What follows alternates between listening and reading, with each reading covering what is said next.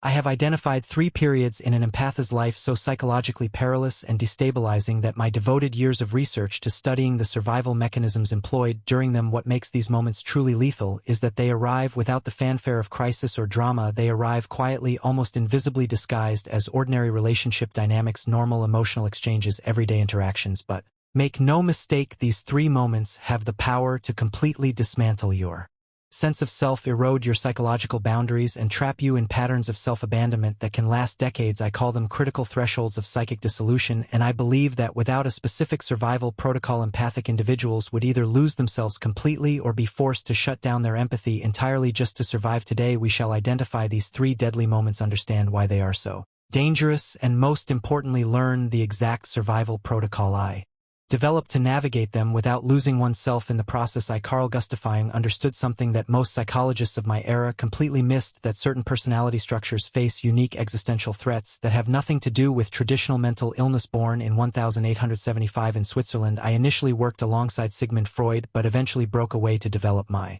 own revolutionary approach to the human psyche. My work on psychological types, the collective unconscious, and the process of individuation created an entirely new framework for understanding human consciousness. But it was my clinical work with what I called the feeling types and introverted intuitives that led me to identify these 3 deadly moments in my master work, Psychological Types, published in 1921 and later expanded in The Development of Personality from 1934. I documented case after case of highly empathic individuals who reached critical breaking points in their psychological development. These were not people with diagnosable disorders. These were highly functional, deeply compassionate individuals who had reached what I termed thresholds of unbearable knowing. What I observed in my practice at the Berg Hursley Psychiatric Hospital and later in my private clinic was a pattern. Empathic individuals would come to me at specific junctures in their lives, often unable to articulate exactly what was wrong, but knowing at a soul level that something fundamental had shifted. They would describe feeling hollowed out, disconnected from themselves, or trapped in a kind of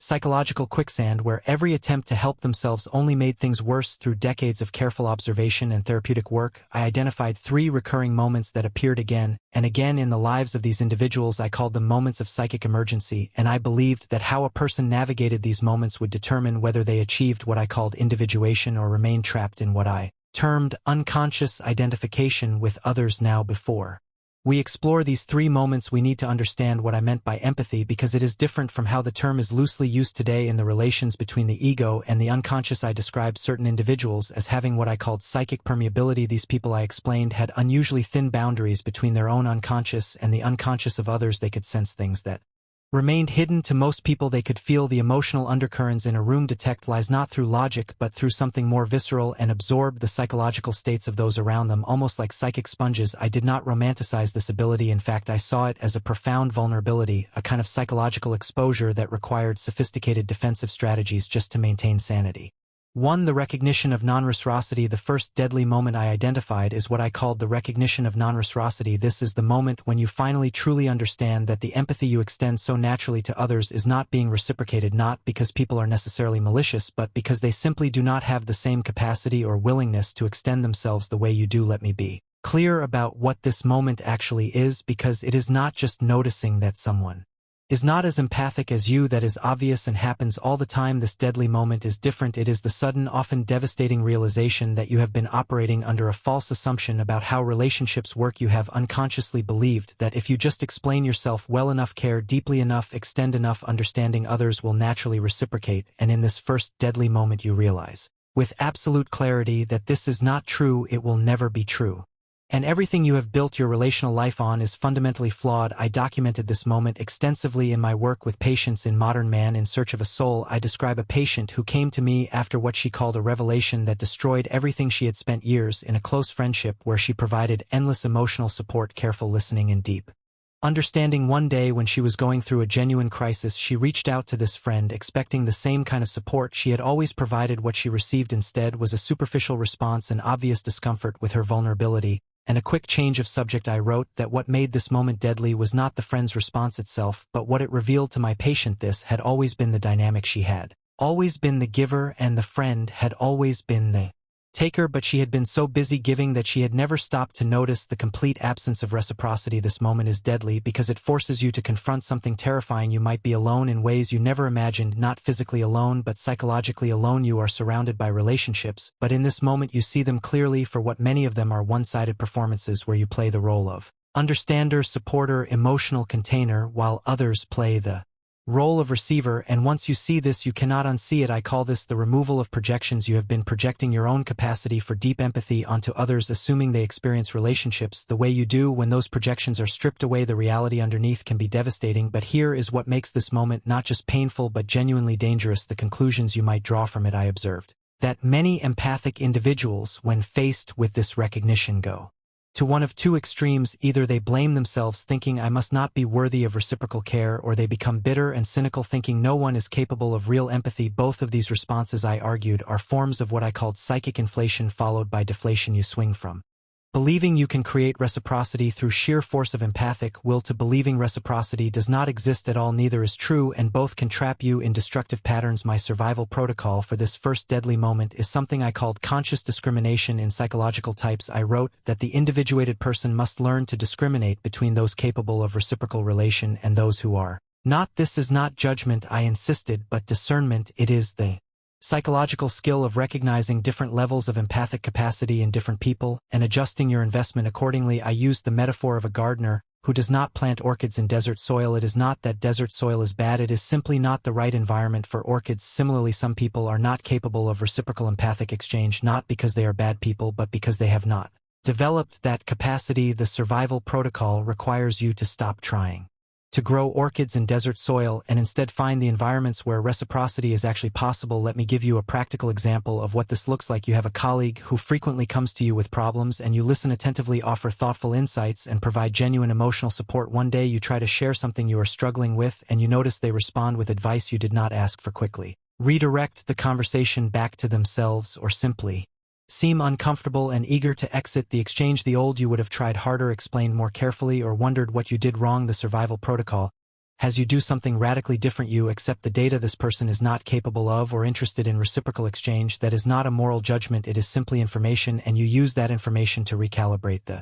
relationship. You remain friendly, professional, kind, but you stop investing your deep empathic energy where it cannot be reciprocated. I believed that this conscious discrimination was essential for psychological survival, because without it you exhaust yourself trying to force reciprocity where the capacity does not exist, and you miss the relationships where genuine mutual exchange is possible. In the development of personality, I wrote, the greatest burden the conscious personality can bear is the unconscious demand that all relationships be equal in depth and reciprocity. This is not nature's way. There are relationships of different depths, and the wise person knows the difference.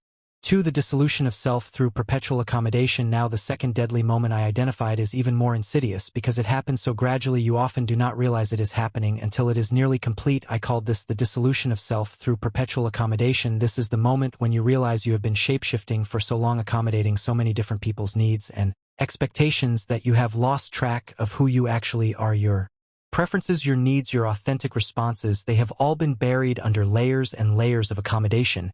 And in this deadly moment, someone asks you a simple question like, "What do you want?" Or, "How do you really feel about this?" And you realize with horror that you genuinely do not know. I saw this pattern repeatedly in my clinical work, particularly with women, though I noted it could happen to anyone with strong empathic wiring. In 2 essays on analytical psychology, I described what I called the persona trap. The persona in my framework is the mask we wear in social situations, the role we play to function in society. It is necessary and healthy in moderation, but I observed that empathic individuals often develop what I called multiple adaptive personas. They become so skilled at reading what is needed in any given situation and providing it that they develop different versions of themselves for different people and contexts. The work colleague sees one version, the family sees another, friends see yet another, and none of these versions are fully authentic because each has been carefully calibrated to manage others' comfort and expectations. This moment becomes deadly when you realize you have lost the threat of your authentic self entirely. I call this ego dissolution through over-identification with the persona. You are the persona now. There is no self underneath to return to because you have been accommodating for so long that the accommodating has become your entire identity. One of my patients described it to me as feeling like a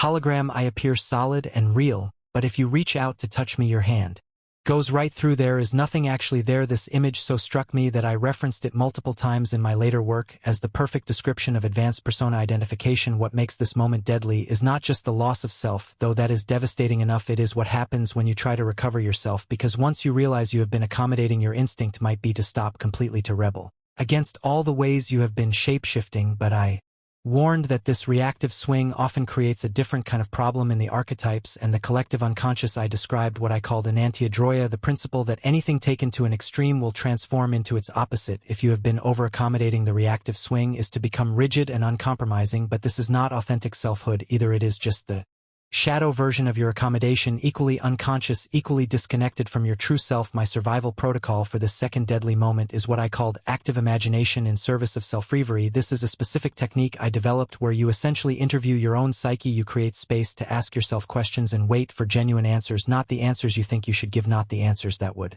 please anyone else, but the answers that emerge from your actual self. In the practice of psychotherapy, I describe this process in detail. You might ask yourself something as simple as, what do I actually enjoy? And then notice all the accommodating voices that rush in. Well, I should enjoy this because or everyone else likes this. So my protocol requires you to gently set those voices aside and wait for the deeper, quieter voice of authentic preference. This is harder than it sounds because that authentic voice has been suppressed for so long that it is often barely audible. I compared it to learning to hear a whisper in a room full of shouting. It takes practice, patience, and what I called a willingness to disappoint, because as you start recovering your authentic self, you will inevitably disappoint people who benefited from your accommodation. You will have to say no to things you have always said yes to. You will have to express preferences that contradict what people expect from you. You will have to let people be confused or even upset by your changing responses, and this is terrifying for someone whose entire identity has been built on managing others' comfort. But I insisted this recovery work was essential for survival. In Memories, Dreams, Reflections, my autobiography, I wrote about my own journey through this process. After my break with Freud, I had been accommodating Freud's theoretical framework, modifying my own insights to maintain the relationship, and when the break happened, I found myself in a period of profound disorientation. I did not know what I actually believed versus what I had been saying. To maintain the connection, it took years of active imagination, of sitting with my own psyche and waiting for authentic responses before I could articulate my own psychological theories independent of Freud's influence. I believe this process saved my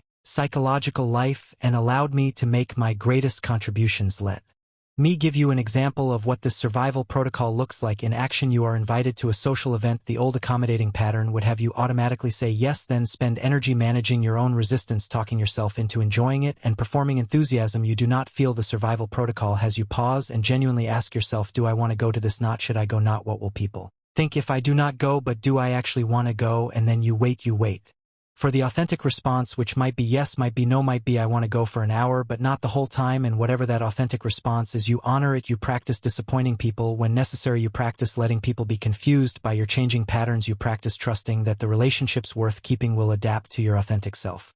3. The recognition of fundamental aloneness. The third deadly moment I identified is perhaps the most spiritually and psychologically crushing of all. I called it the recognition of fundamental aloneness. This is different from the loneliness of non-reciprocity we discussed earlier. This is the moment when you realize that no matter how deeply someone loves you, no matter how genuine the reciprocity, they will never fully understand your internal experience. There is an unbridgeable gap between your consciousness and theirs, and you will spend your entire life fundamentally alone inside your own psyche. For empathic people, this realization is particularly devastating because you have spent your whole life believing that deep understanding is possible. You have worked so hard to understand others completely, and you have unconsciously believed that this level of understanding could be reciprocated, and in this deadly moment you realize it cannot. I explored this concept extensively in my later work, particularly in The Undiscovered Self, published in 1957. I wrote, the individual is not only a single separate being, but also by nature a social being. As a separate being, he is absolutely alone, and the more conscious he becomes of his own nature, the more this aloneness reveals itself. I was not being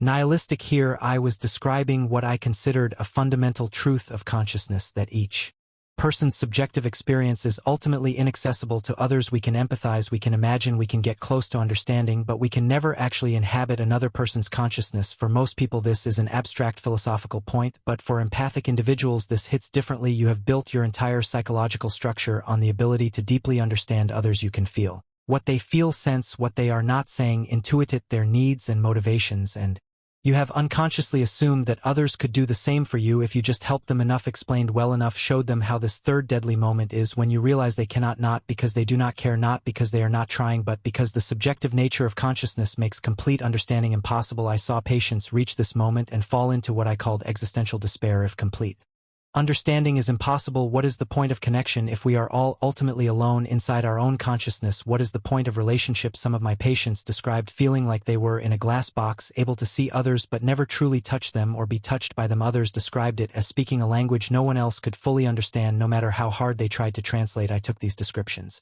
seriously because I had experienced this recognition myself in memories, dreams, reflections. I wrote about periods of profound isolation where I felt the unbridgeable gap between my inner experience and anyone's ability to comprehend it. What makes this third moment deadly is that it can lead to what I called psychic withdrawal. If deep understanding is impossible, why try? Why extend yourself? Why remain open and vulnerable? The temptation is to close down, to stop trying to connect, to retreat into the only consciousness you can truly know, your own. I saw this as a form of psychological death, what I called premature individuation. True individuation, in my view, required both the recognition of fundamental aloneness and the choice to connect anyway, but getting to that both in position requires navigating the deadly moment when the aloneness first reveals itself. My survival protocol for this third deadly moment is what I called the acceptance of the paradox in Mysterium Conjunction, one of my final and most complex works. I argue that psychological maturity requires holding paradoxes without resolving them. The paradox here is this: you are fundamentally alone in your consciousness and genuine connection is still possible and meaningful. Both things are true simultaneously. The survival protocol requires you to stop trying to resolve this paradox and instead learn to live within it. I describe this as a shift from seeking complete understanding to appreciating partial understanding. Instead of being devastated that someone cannot fully understand you, you appreciate the understanding they can offer instead of giving up on connection. Because perfect communion is impossible, you value the imperfect communion that is possible. I used the metaphor of two people on opposite sides of a river. They can never occupy the same bank, but they can wave to each other, call across the water, even find ways to send messages. The connection is real even though the gap remains. Let me illustrate what this survival protocol looks like practically. You are sharing something deeply important with someone you love. You can sense that they are not fully getting it. They are trying, they are listening, but there is a gap between your experience and their comprehension of it. The old you would have tried harder to explain felt frustrated by the gap or concluded that the relationship was inadequate. The survival protocol has you do something different. You appreciate what understanding is present while accepting the gap. You might say something like, I don't think I am explaining this in a way you can fully grasp, and that is okay. I appreciate you trying to understand. You release them from the burden of complete comprehension, and you release yourself from the burden of perfect explanation. This survival protocol also requires what I called self-companionship. If you are fundamentally alone in your consciousness, you need to become good company for yourself. You need to develop a relationship with your own psyche that is rich and textured enough to sustain you in the relations between the ego and the unconscious. I describe this as developing what I called the internal dialogue. You learn to witness your own experience with interest and compassion. You become curious about your own reactions, generous with your own struggles, appreciative of your own complexity. You stop abandoning yourself in pursuit of external understanding, and instead provide yourself with the understanding you have been seeking from others. I believed this self-companionship was not narcissism but necessity. In Psychological Types I wrote, whoever looks outside dreams, whoever looks inside awakens. The survival protocol for the third deadly moment requires this awakening, this turning inward, not as an escape from connection but as a foundation for sustainable connection. Because when you have accepted your fundamental aloneness and learned to be good company for yourself, you can connect with others from a place of fullness rather than desperate need. You are not looking for someone to complete you or fully understand you. You are looking for companionship along parallel paths, for fellow travelers who are also fundamentally alone but willing to walk alongside you anyway.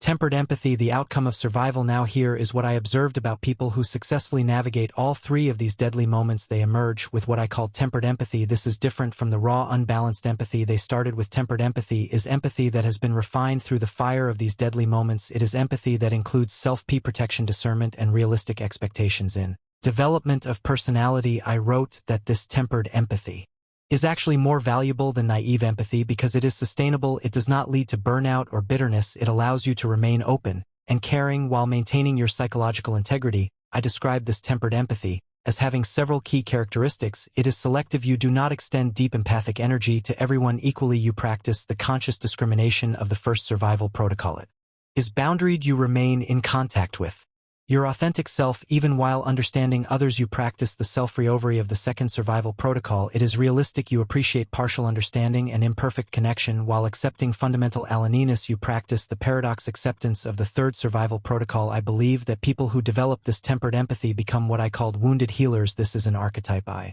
explored extensively in the psychology of the transference. The wounded healer is someone who has been genuinely hurt, has faced genuine psychological danger, but has transformed that wounding into wisdom. They can help others not from a place of naive optimism, but from a place of hard-won understanding. They know the deadly moments because they have survived them, and their survival provides a roadmap for others. Let me tie this all together with something I wrote late in my life that I think captures the essence of these survival protocols in a letter published in C.G. Jung. Letters I wrote to a patient struggling with empathic overwhelm. You cannot save anyone. You can only light the path with your own example. And to light the path, you must first survive the darkness yourself. These moments you are experiencing, as terrible as they are initiations. They are initiating you into authentic selfhood, into realistic relationship, into the profound paradoxes of human existence. Do not try to skip them.